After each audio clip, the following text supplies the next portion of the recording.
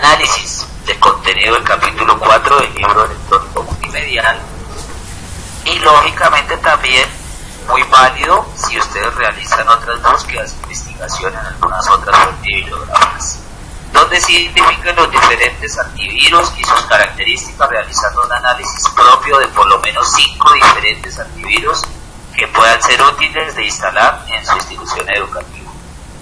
Entonces, con ese análisis se conforma un archivo Word y se envía. ¿Bajo qué nomenclatura? Bajo la nomenclatura que se está indicando acá.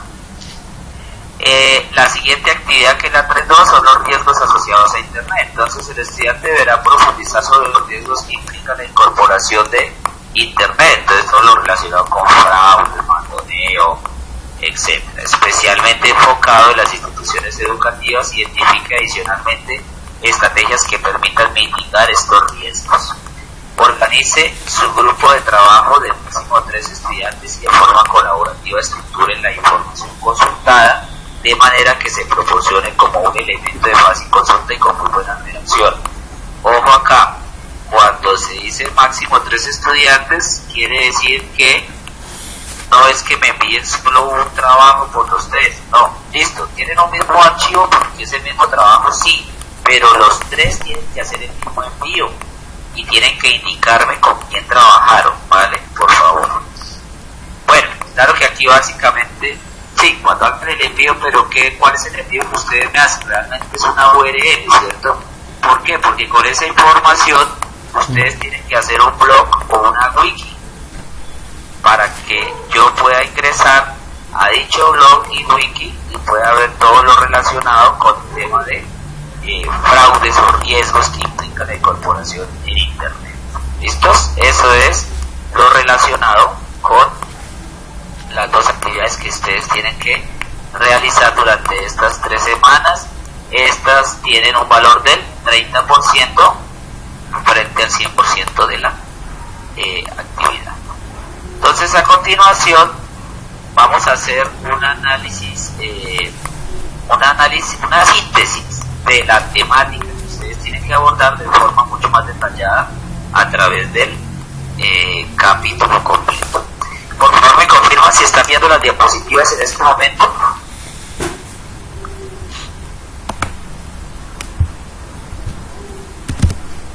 Vale, muchas gracias, muy amables. Bueno, entonces, sencillamente vamos a hablar de seguridad informática. ¿Qué es eso?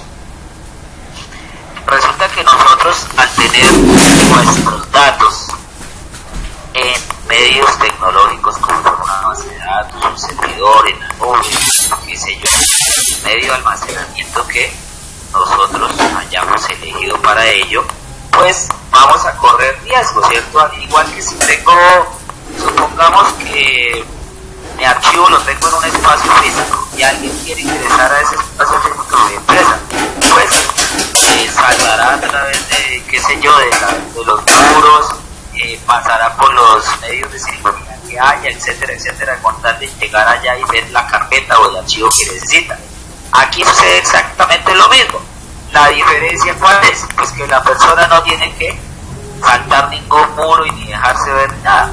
Lo hacen desde su casa o desde un café internet o desde cualquier ubicación geográfica donde haya un dispositivo.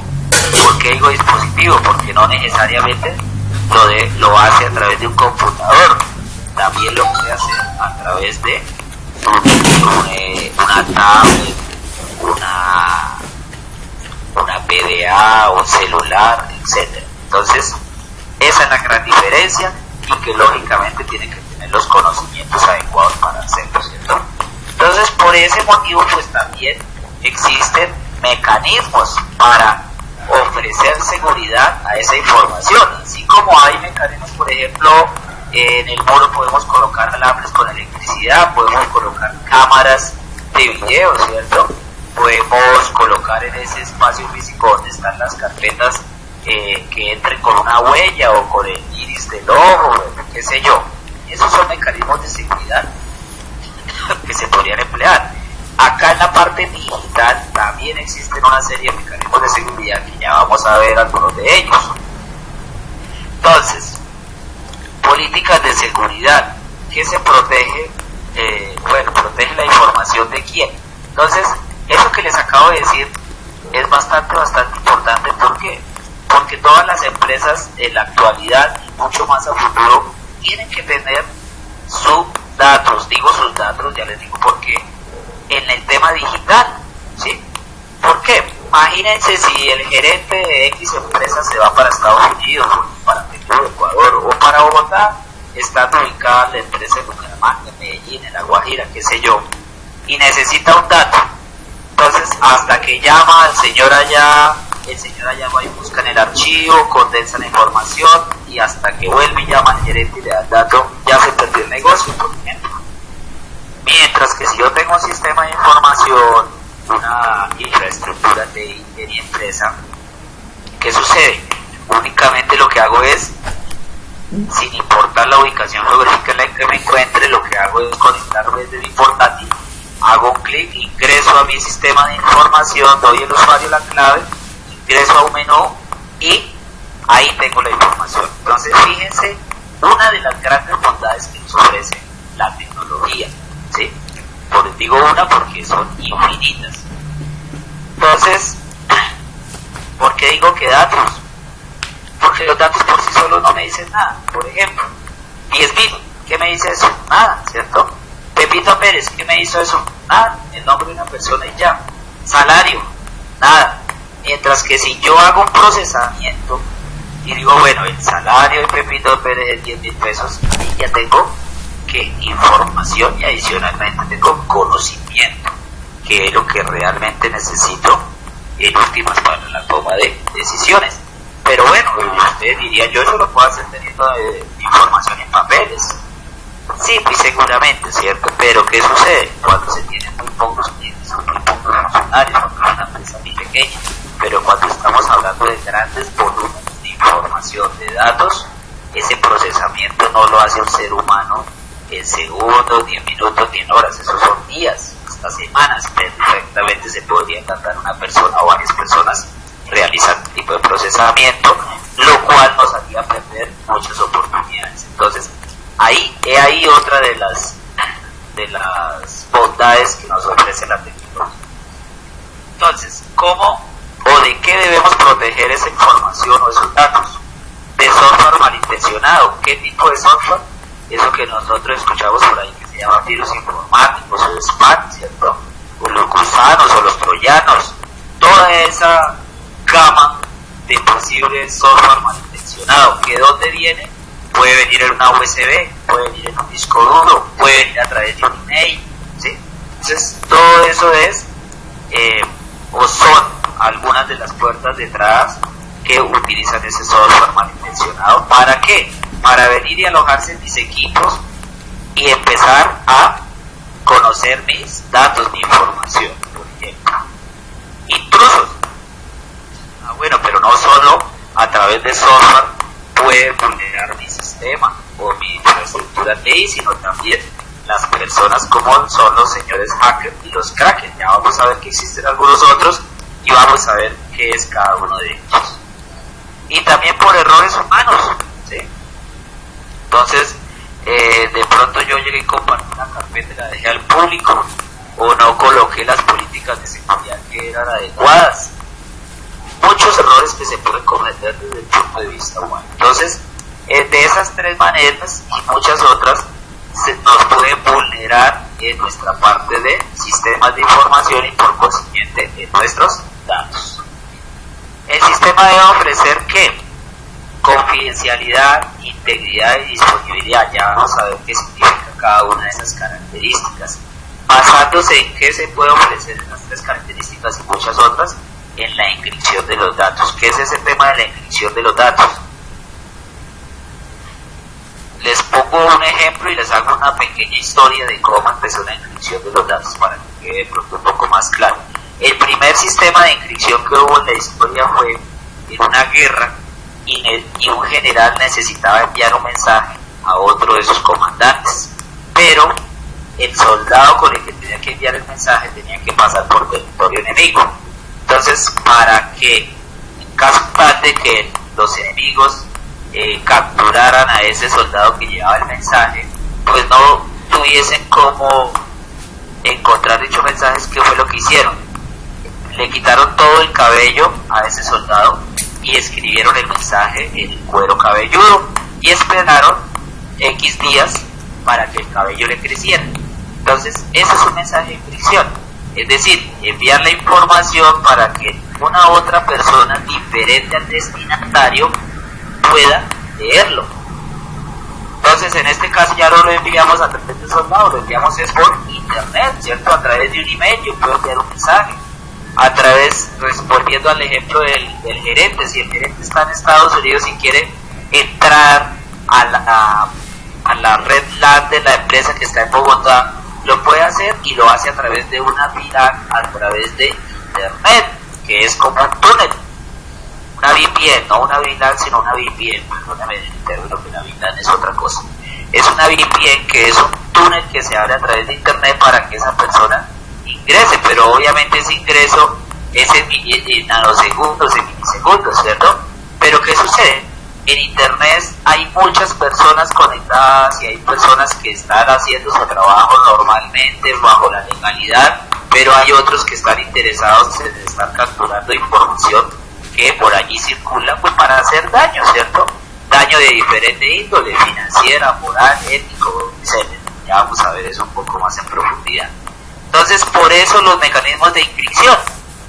¿Y qué sucede con los mecanismos de inscripción? Ahora todos están basados en la matemática. Por ejemplo, existen algunos algoritmos de inscripción como el RSA, el EBD5, el DES, el triple DES, pero algunos de esos ya están obsoletos. ¿Por qué están obsoletos? Por ejemplo, el RSA, el DES y el triple DES ya están obsoletos porque resulta que, como es bien sabido por todos nosotros, la tecnología avanza, es decir, los computadores antiguamente era un 24, 25, ¿cierto? Ahora está que el Core i3, que el Core i5, que el Core i7 y así sucesivamente. Entonces, ¿qué sucede? Esos algoritmos antiguamente con las máquinas que existían en ese entonces podían romper. Cuando digo romper es que podía uno entrar a mirar la información o las claves que están encriptando dicha información o dichos datos y se podía romper, pero se demoraría uno 10 o 7 u 8 años de procesamiento de esos equipos para obtener una clave. Entonces, ¿a quién le interesa una clave dentro de 8 años, dentro de 10 años? A nadie, ¿cierto? Entonces, por eso se decía que era prácticamente impenetrable.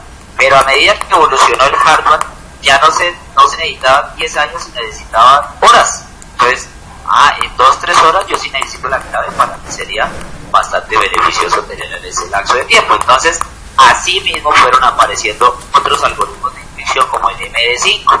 Todos esos algoritmos se basan en matemática modular, ¿sí? Entonces la matemática sí sirve para muchas otras cosas diferentes al terror que sienten muchas personas por ella, ¿cierto? No, las matemáticas las utilizamos en absolutamente todo, en la medicina, en el derecho, en la ingeniería, simplemente que en una u otra disciplina las utilizamos de una u otra manera o con mayor o menor profundidad. Por ejemplo, un médico ¿para qué utiliza las matemáticas? Dependiendo del peso del personaje, de la edad, entonces tantos miligramos y hace una regla de 3 o hace unas divisiones, qué sé yo, porque no soy médico, y de acuerdo a eso le dice, bueno, mire, se va a tomar 2 centímetros cúbicos cada 8 horas, por ejemplo. Eso es matemática. Un abogado, la señorita trabajó con el señor 203 días a tanto, mire, el señor tanto de liquidación, por ejemplo. Ahí está la matemática. ¿Qué pasa? Nosotros los ingenieros pues necesitamos la matemática un poco más fuerte. Por ejemplo, si mi área son las telecomunicaciones, yo necesito series de Fourier transformadas de la señal coseno, etc. Entonces es un poco de matemática un poco más compleja o avanzada, pero en últimas, matemática.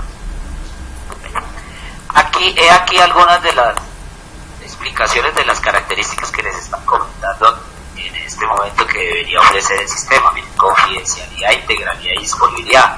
¿Qué será eso de confidencialidad? La información que se envíe solo sea vista por su destinatario. Si el espía logra conocer el mensaje, que los datos ya no le sirvan. Entonces, lógicamente, ¿cierto? Si yo quiero enviar un mensaje a X persona, pues es para esa X persona, no para Y, ni para Z, ni para A personas. Entonces Entonces, a eso hace referencia con el tema de confidencialidad. Otro mecanismo de inscripción muy sencillo, ¿cuál es? Bueno, que las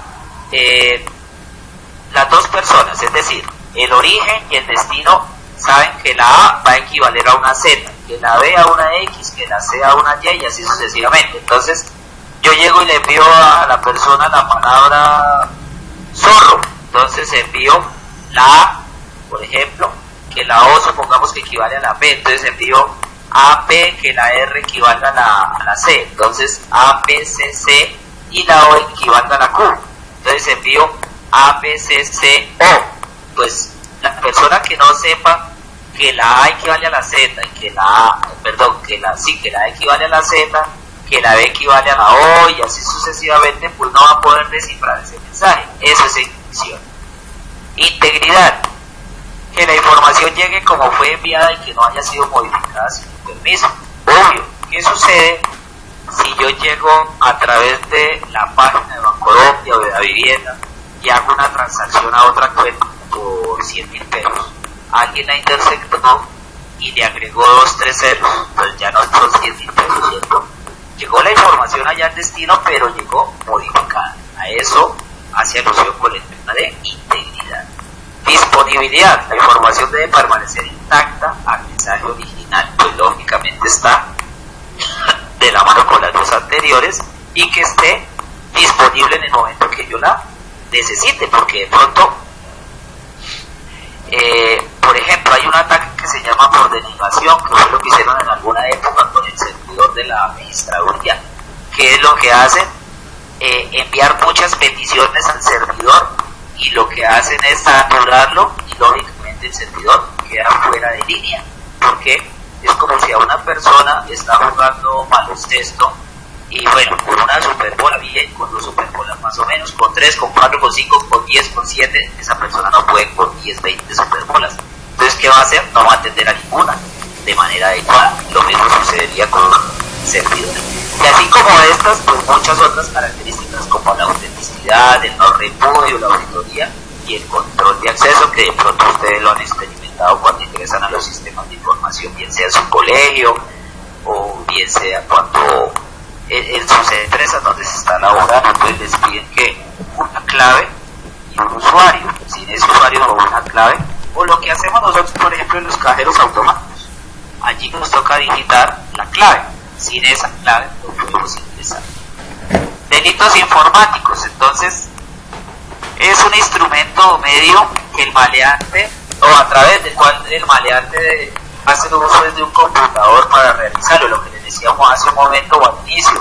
No necesita ir y saltar allá el muro y, mejor dicho, correr, esconderse. No, simplemente ingresa desde el computador y falsifica, varía o altera los documentos, o hace intervención de código, envía código malicioso, como era el malware que estábamos hablando también hace un momento. ¿Cuál es el objetivo de este señor? El maleante ataca físicamente al computador, los accesorios y programas. Atentado físico contra los accesorios, bloqueo parcial o total del sistema, destrucción de programas, robo de soportes magnéticos. Entonces fíjense que el fin u objetivo puede ser diferente.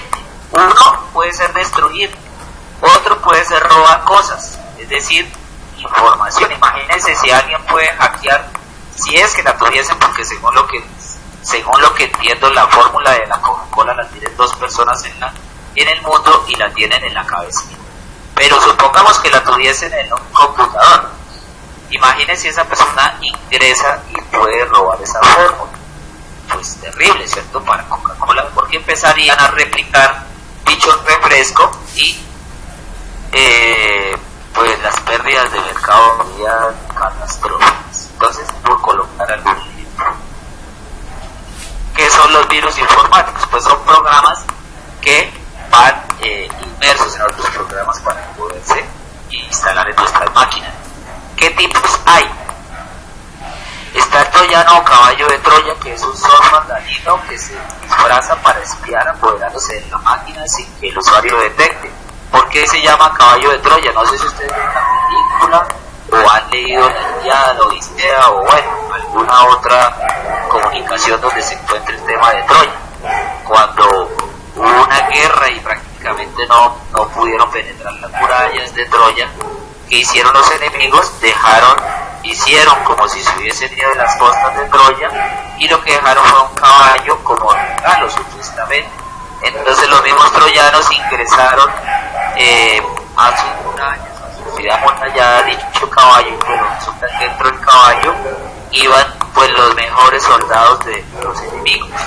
Y mientras ellos celebraron, se embriagaron, en la noche o en la madrugada se bajaron del caballo, los atacaron, abrieron las puertas y entraron todos, y ahí fue la debacle de Troya. Por eso es troyano, porque va como disfrazado para interesarse a nuestras máquinas.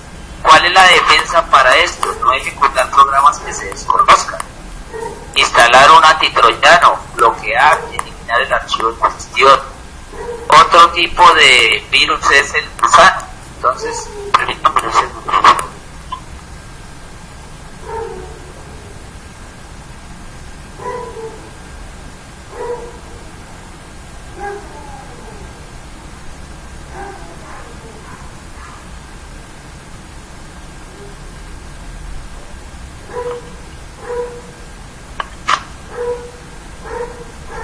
muchas gracias. Estaba comentando que otro tipo es el programa que se propaga realizando copias de sí mismo tantas veces como sea posible, analizar todas las descargas. Entonces, si es como si fuera una célula enferma, lo que hace es replicarse. Eso es lo que hace el gusano. Afortunadamente, así como hay esos virus, también hay los mecanismos para proteger nuestros sistemas de información de nuestros computadores de ellos, ¿cierto? ¿Cuáles? Los antivirus. Entonces, toda la gama de antivirus habida y por haber. ¿Qué hace que uno sea mejor que el otro? Bueno, depende del uso, depende de la casa que desarrolle esos antivirus. Hay que mantenerlos actualizados. ¿Por qué?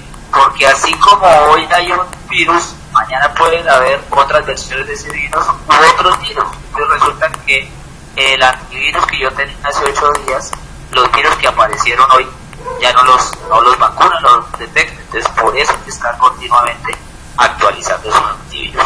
Existe algo que se llama el cortafuegos o firewall, que puede ser una máquina o puede ser un software. ¿Qué es lo que hace ese mecanismo? Filtrar, ¿sí? Por ejemplo, supongamos que en el colegio hay un vigilante o varios vigilantes.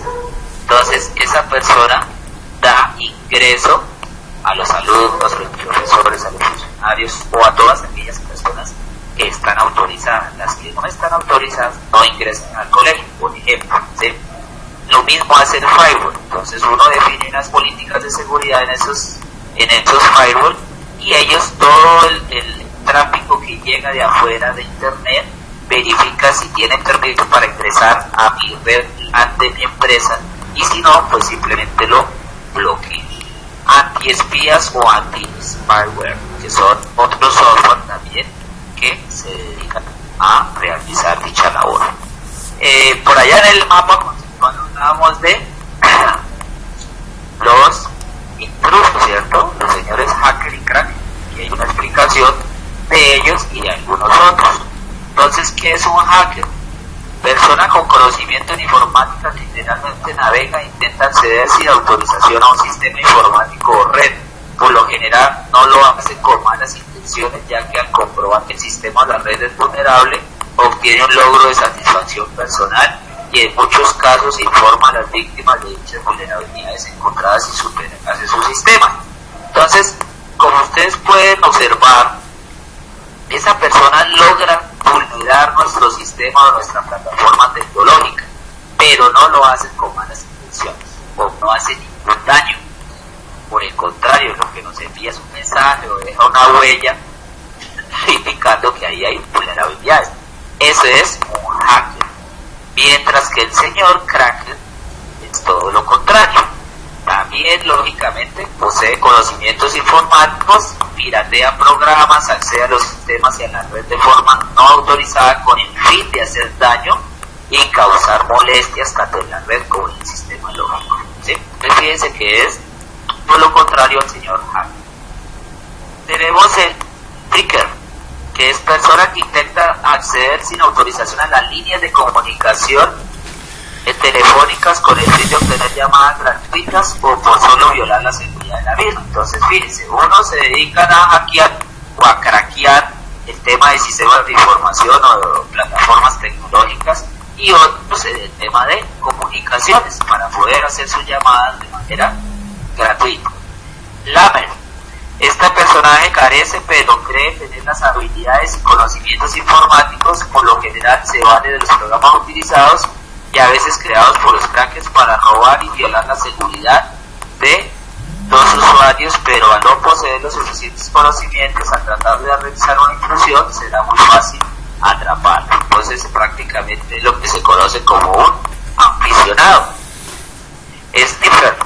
Programa software capaz de capturar información la cual es enviada a través de los periféricos y que circula en la red.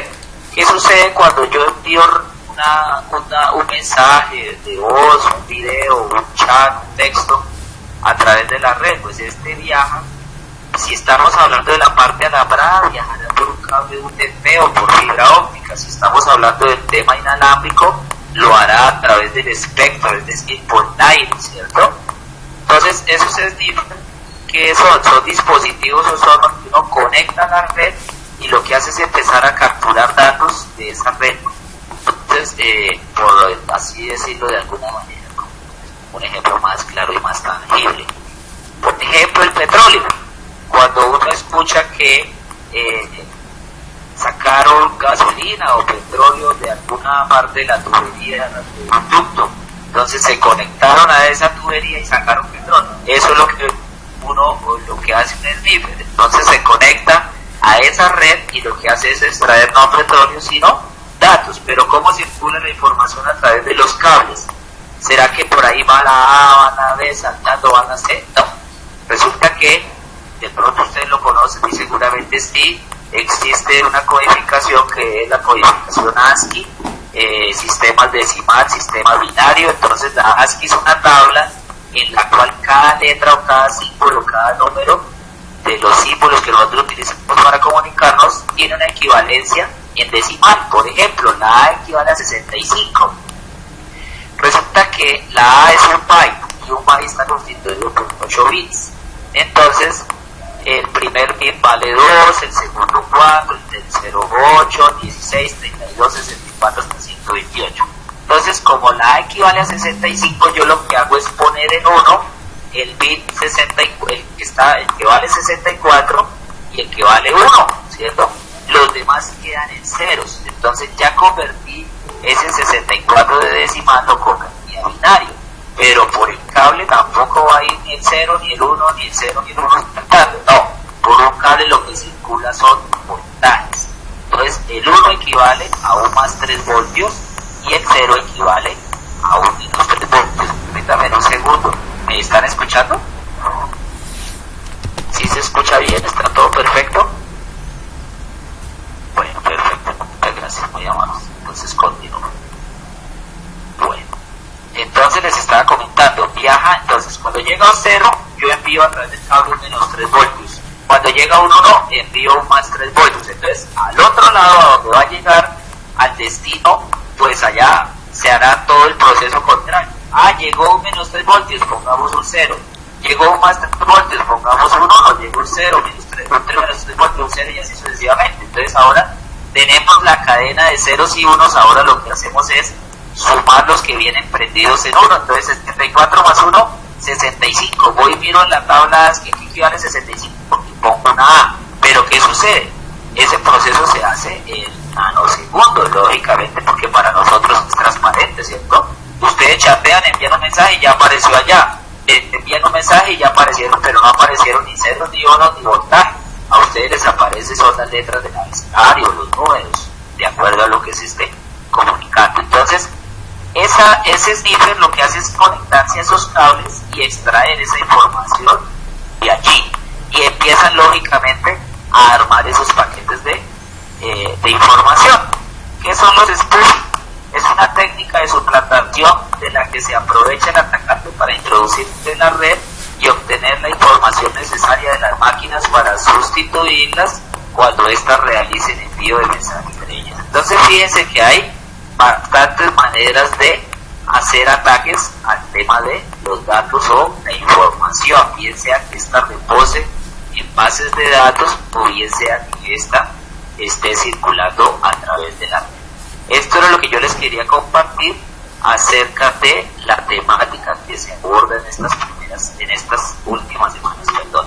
A continuación viene la sesión de preguntas.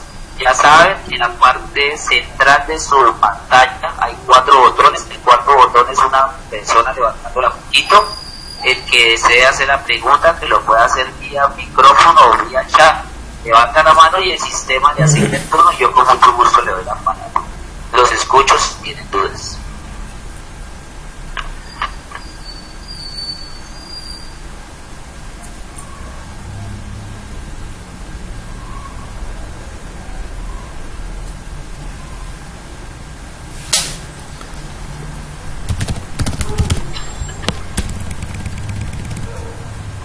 Bueno, veo que no hay dudas. Pero, bueno, Mauricio, cuéntame, Mauricio, te escuchamos o te leemos en el chat como tú desees.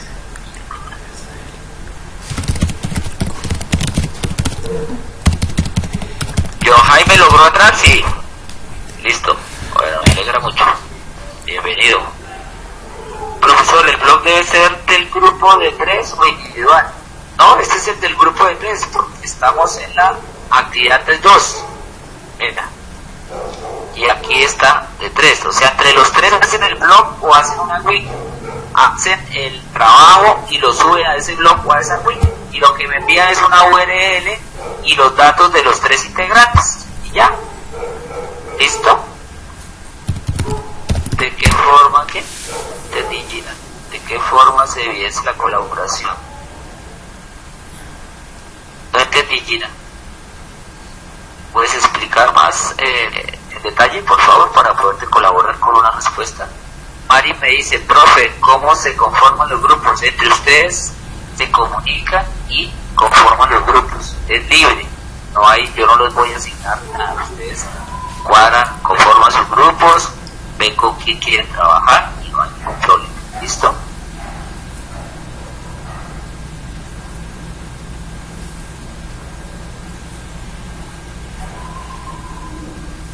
Dice, el blog hay que construirlo de forma colaborativa, como se evidencia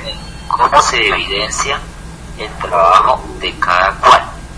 Gina, un trabajo, bueno, a este nivel y a través de esta modalidad pues es un poco complicado, ¿cierto? Pero creería yo que a este nivel de maestría y ya con los años que todos tenemos, pues el trabajo debe ser serio, responsable, y cada uno de ustedes pues debe realizar su aporte. Entre ustedes se deben gestionar y saber quién trabajó, quién no trabajó, si se incluye en el grupo o no.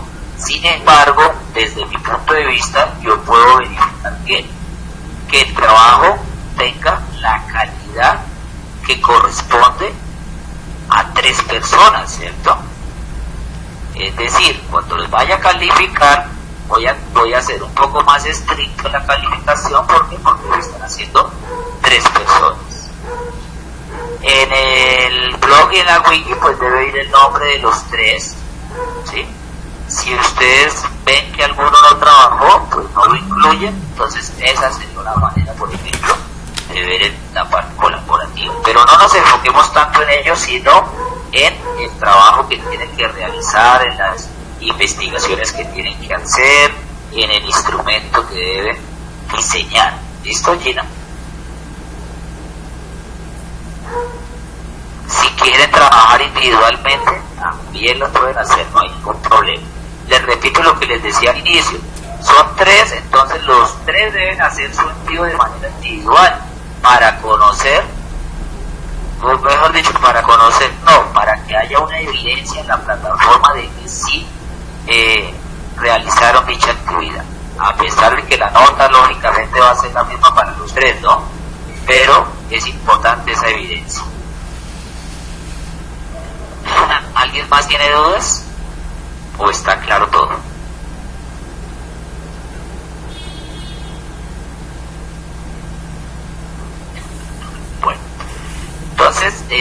no hay más dudas, entonces me resta agradecerles su asistencia, invitarlos a continuar laborando como lo han venido haciendo hasta el momento, desearles una feliz noche. Bueno, yo, Jaime, me alegra mucho que esté entendido.